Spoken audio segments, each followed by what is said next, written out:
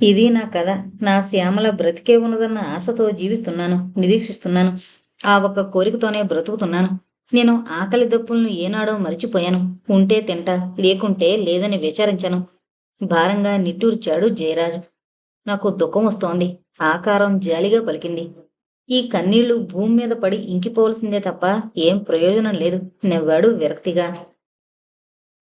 నీ శ్యామల బ్రతికే ఉందని నాకు అనిపిస్తోంది. ఆ ఒక్క ఆశతోనే నడుస్తున్నాను ముందుకు. పోనీలే, నీ ఒక్కడవన్నా నన్ను అర్థం చేసుకున్నావు. నాకు నిద్రొస్తోంది, బద్ధకంగా ఆవులించాడు. ఇప్పుడే నిద్ర? తెల్లవారు వస్తుంటే. అప్పటి వరకు ఏం చేయను, కాసేపు నడుము వాలుస్తాను. లాభం లేదు. ఇక్కడ నువ్వు నిద్రపోలేదు, శాంతి దొరకదు నీకు. ఎందుకు? ఇక్కడ రాలుగై పిశాచాలున్నాయి. నేను ఇక్కడ ఉన్నందుకు ఈ వైపు రాలేదు. నేను పోగానే వచ్చి చుట్టుముట్టి ప్రాణం తీసేస్తాయి. ఊళ్ళోకి వెళ్ళి ఎక్కడైనా పడుకో.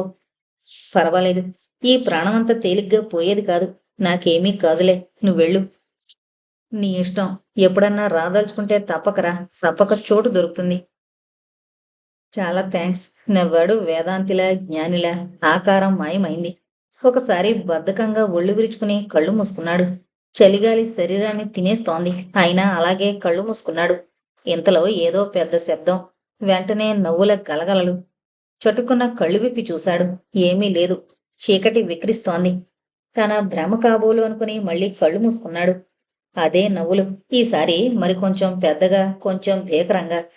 ఏం కావాలి? ఎందుకలా చాటు నుండి గోల్ చేస్తున్నారు? ధైర్యం ఉంటే ఎదుటికి రండి, లేచి కూర్చుని గంభీరంగా అన్నాడు. మరోసారి వెకిలి నవ్వులు, భీకర గర్జనలు. వెంటనే మాటలు అర్థం లేకుండా. మై డియర్ పిశాచాలు, దమ్ములుంటే ముందుకు రండి, లేకుంటే తోక ముడుచుకుని పోండి, గట్టిగా అరిచాను.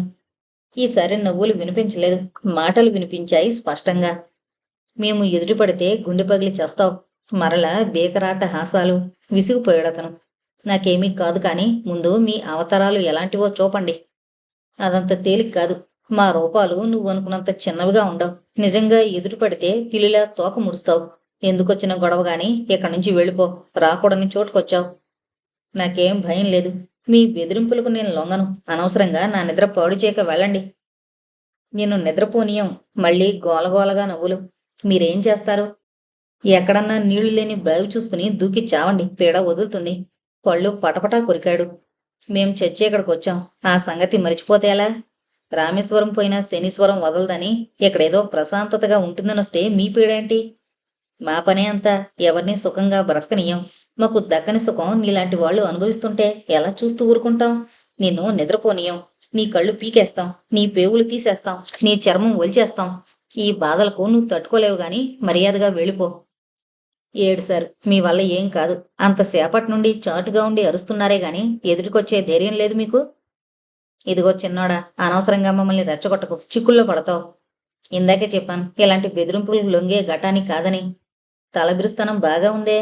అయితే అనుభవించు. చూడు మా దిగంబర రూపాలు. గాలిలో ఏవో ఆకారాలు. హహహా. 1, 2, 3, 10, 20. ఓ, చాలా ఉన్నాయి. నవ్వులు, అరుపులు, ఏడుపులు, కేకలు. భీకరంగా, భయంకరంగా అన్ని కంఠాలు ఒక్కసారిగా నవ్వుతున్నాయి పగలబడి. అబ్బా! చెవులు చిల్లులు పడుతున్నాయి. హహహా. కర్ణపుటాలు బద్దలవుతున్నాయి. మెదడులో పెను తుఫాను. కళ్ళ ముందు అగ్నిశిఖలు. చూడు, బాగా చూడు. హహా. పిడుగుల వర్షంలా ఒక్క పెట్టున గర్జిస్తున్నాయి. చెవులు మూసుకున్నాను. లాభం లేదు. కొద్దిసేపట్లో కర్ణబేరి పగలొచ్చు. Stop stop. శక్తి కొలది అరిచాడు చెవులు మూసుకుని. ఆగలేదు రొద. సాగుతూనే ఉన్నాయి నవ్వులు, ఏడుపులు. 1, 2, 5 నిమిషాలు భరించలేకున్నాడు. కళ్ళు తిరుగుతున్నాయి. శరీరం నిస్సత్తువులో తూలిపోతోంది.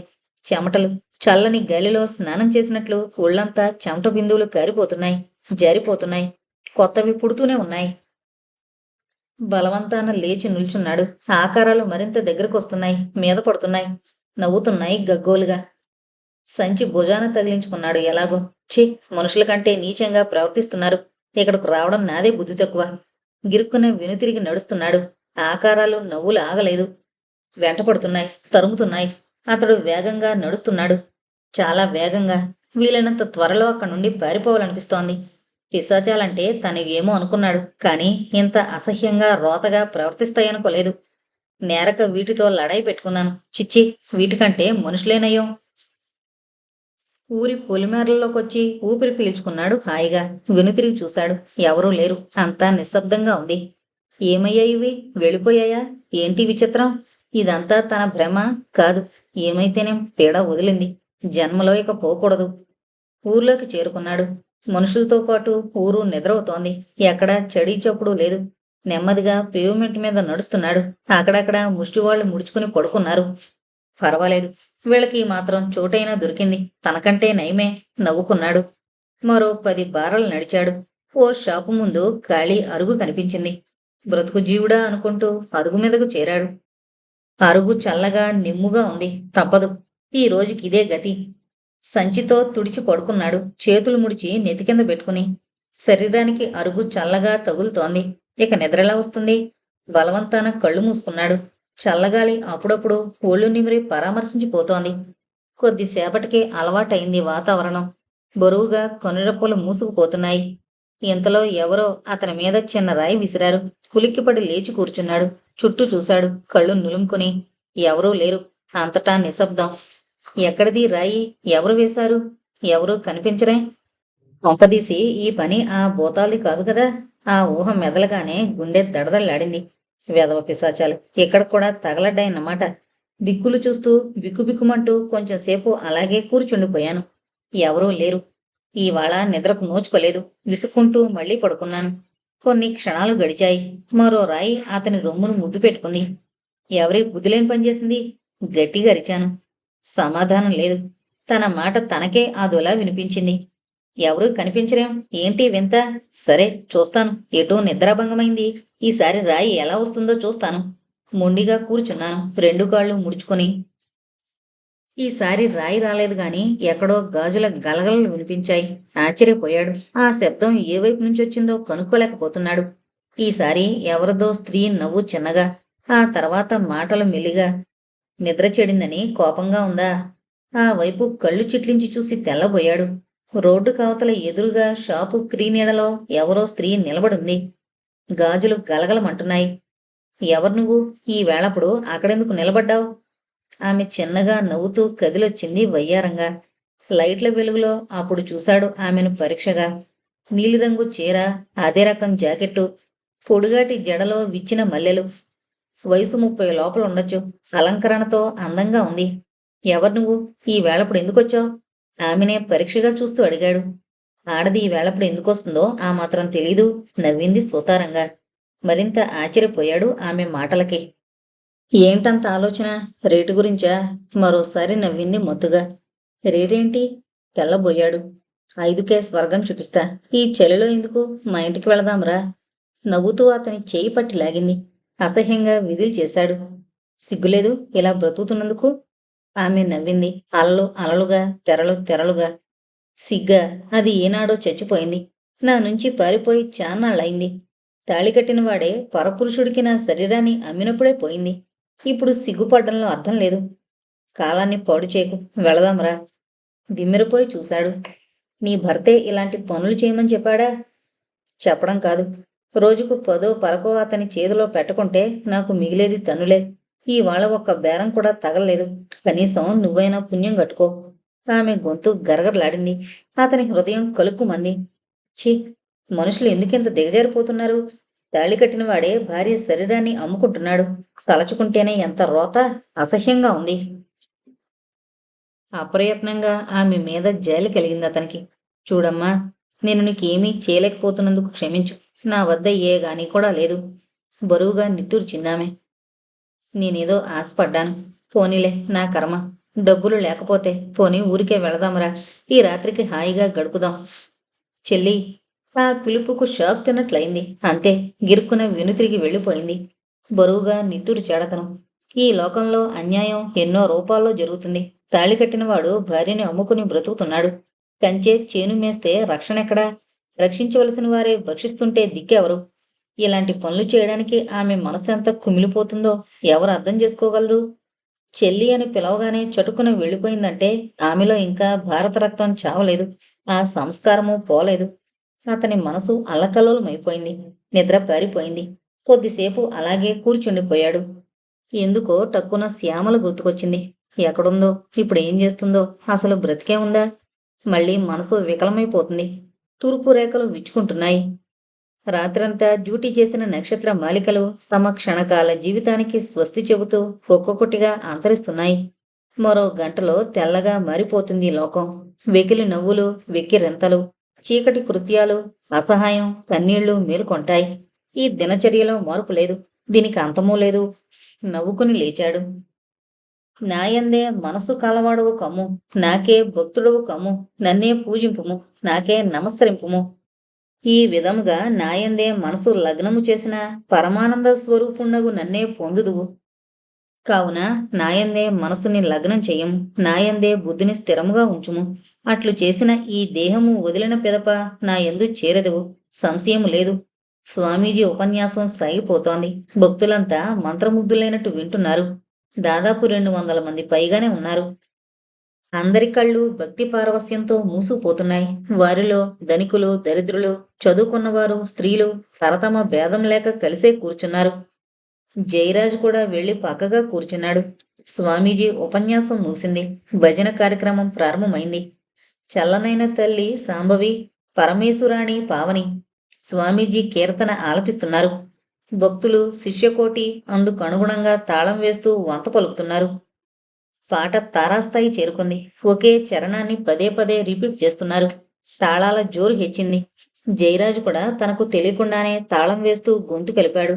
ఏదో అనిర్వచనీయమైన ఆనందంతో తనువు మనసు పులకిస్తోంది. కొండల మీద నుంచి గలగలా దూకి నిశ్చలంగా నిర్మలంగా ప్రవహిస్తోన్న నదీమ తల్లిలా ప్రశాంతంగా ముగిసింది కార్యక్రమం. ఏదో వింత అనుభూతి పొందినట్లు అతని మనసిప్పుడు ప్రశాంతంగా హాయిగా ఉంది. భక్తులు ఒక్కొక్కరే స్వామీజీకి సాష్టాంగపడి తీర్థప్రసాదాలు తీసుకుని వెళ్ళిపోతున్నారు. చివరిగా తను మిగిలాడు. స్వామీజీని తదేక దృష్టితో వీక్షిస్తున్నాడు.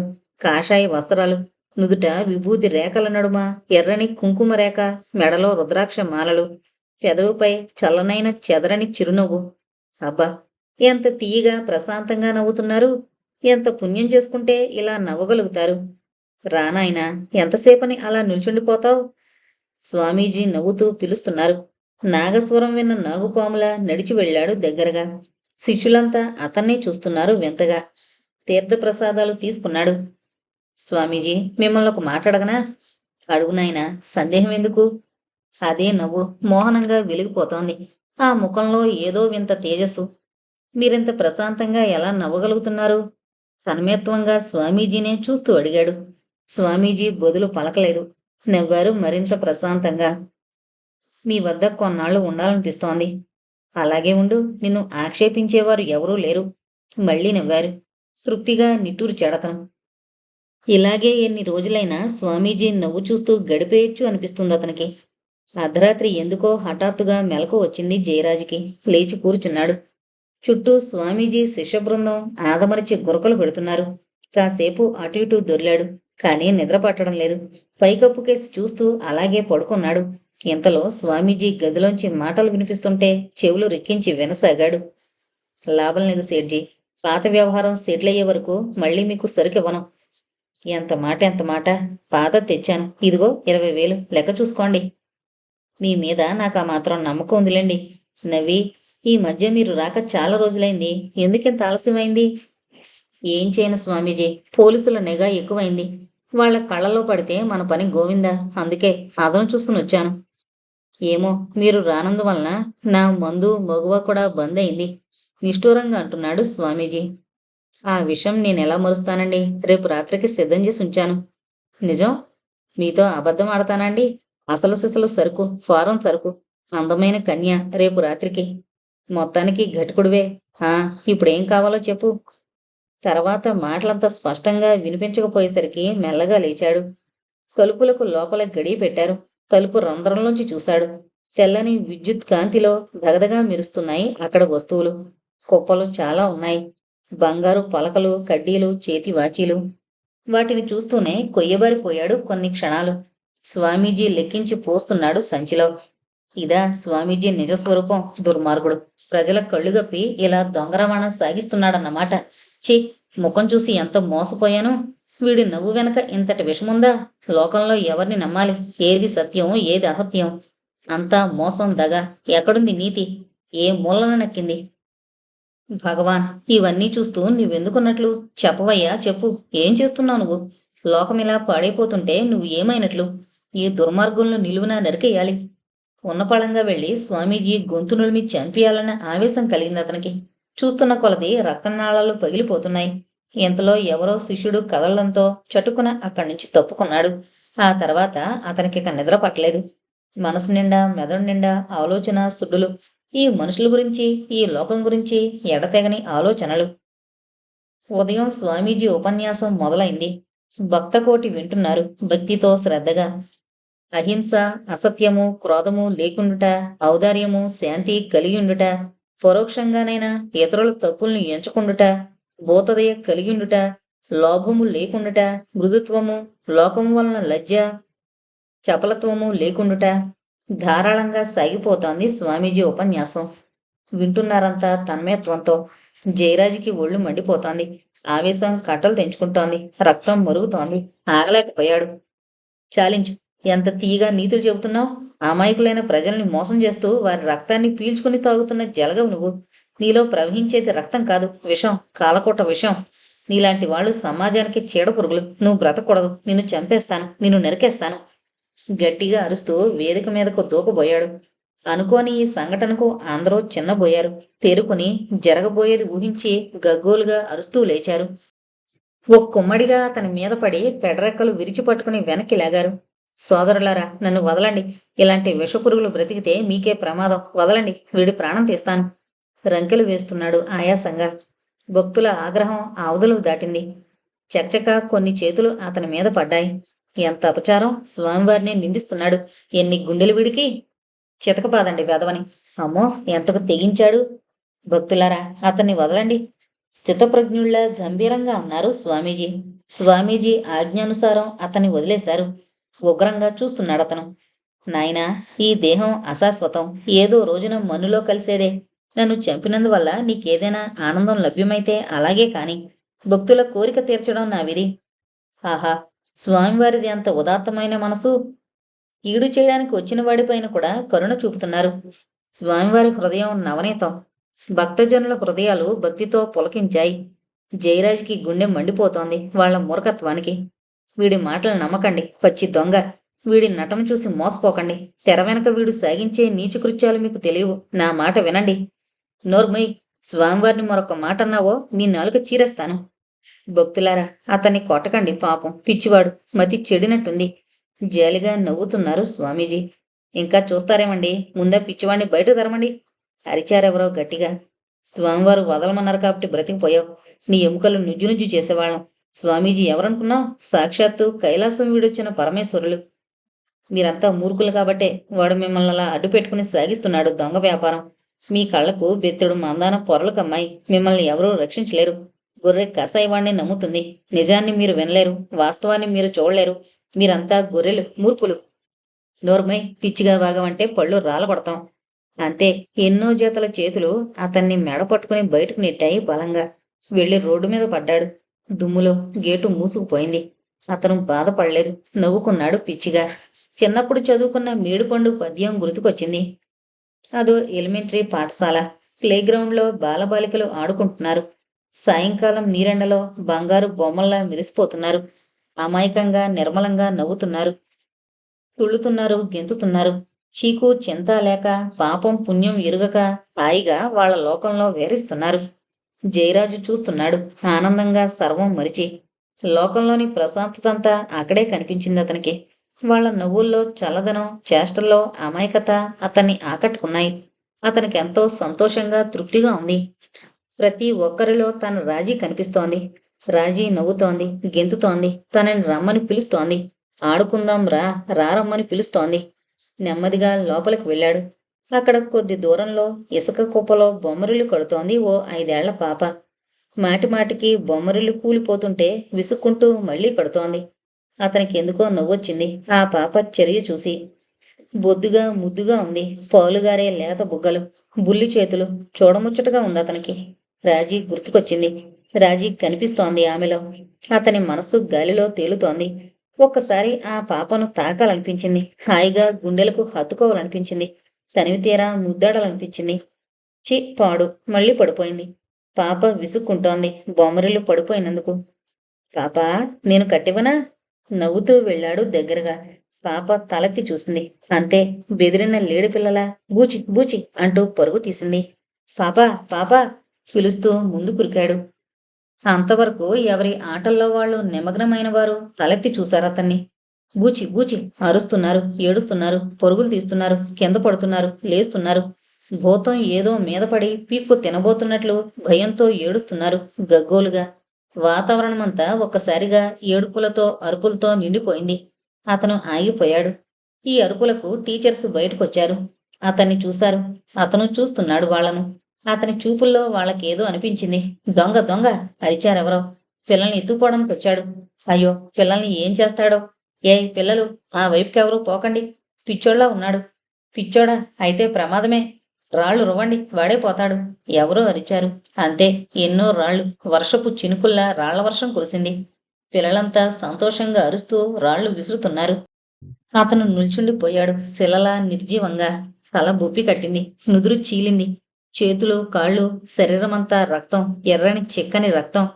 తల నుంచి కిందదాకా కారుతోంది ధారగా. అతని కళ్ళల్లో కన్నీళ్లకు బదులు రక్తం చిమ్మింది. అతను చూస్తున్నాడు. లోకమంతా ఎర్రగా రక్తమయంలా కనిపిస్తోంది.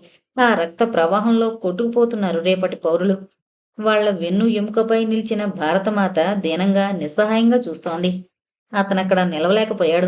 చకచక బయటకొచ్చాడు. కాదు, తరిమారు. నడుస్తున్నాడు, నవ్వుతున్నాడు పిచ్చిగా. చాలా రక్తం పోయింది. నీరసం నిలువున కూల్చేస్తోంది. అయినా నడుస్తున్నాడు శక్తిని కూడదీసుకుని. ఎంతోమంది పిల్లలు అతన్ని చూసి బూచి బూచి అంటూ ఇళ్లలోకి పరుగు తీస్తున్నారు. ఎంతోమంది తల్లులు తమ బిడ్డల్ని లోనికి లాక్కుని తలుపులు గడి పెడుతున్నారు. చాలామంది అతన్ని చూస్తూనే ముక్కు మూసుకుని పక్కకు తప్పుకుంటున్నారు. మరికొందరు అతని రూపాన్ని అసహ్యంగా చూస్తూ ముఖం పక్కకి తిప్పేసుకుంటున్నారు. అతని మీద నుంచొచ్చే గాలిని పీల్చడమే పాపమన్నట్లు కొందరు దూరంగా పోతున్నారు. అప్పుడు అనుకున్నాడతను, ఈ లోకమంతా ఇంతే. ఈ మనుషులంతా ఒకటే.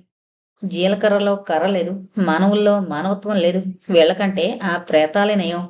ఊరికే భయపెట్టి తరిమేశాయి. కాని వీళ్ళు, అవి చచ్చిన ప్రేతాలు. వీళ్ళు బ్రతుకున్న భూతాలు. అంతే తేడా. ఇది శ్మశానమే. మనసు చచ్చినవాడు ఎక్కడున్నా ఒకటే. ఈ శ్మశానం కంటే ఆ శ్మశానమే బావుంటుంది. అక్కడికే పోతాను. అతను నడుస్తూనే ఉన్నాడు. కాళ్ళు పీక్కుపోతున్నాయి. శరీరం తూలిపోతోంది. అడుగు ముందుకు పడ్డం లేదు. నిస్సత్తువుతో అడుగు ముందుకు వేయబోయి చేతగాని వాడిలా ఆగాడు. ఆ సత్రంలో కొన్ని క్షణాలు.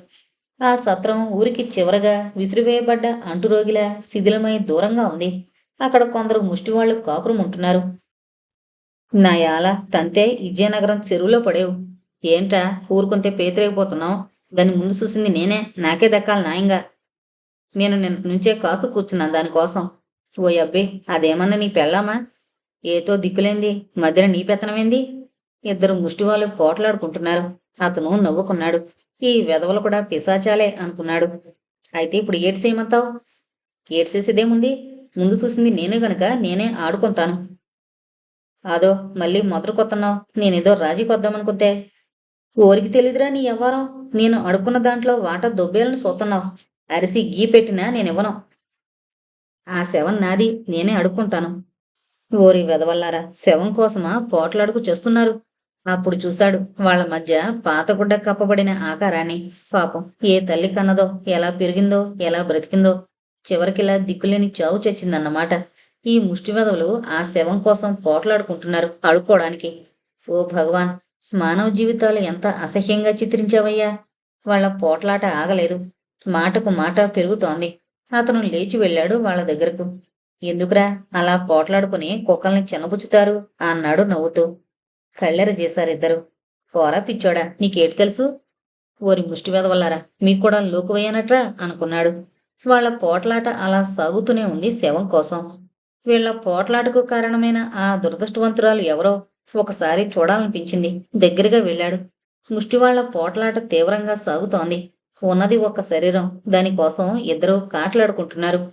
అతని చేతులు వణుకుతున్నాయి. మెల్లగా శవం మీద గుడ్డ తొలగించాడు. ఆమెను చూశాడు.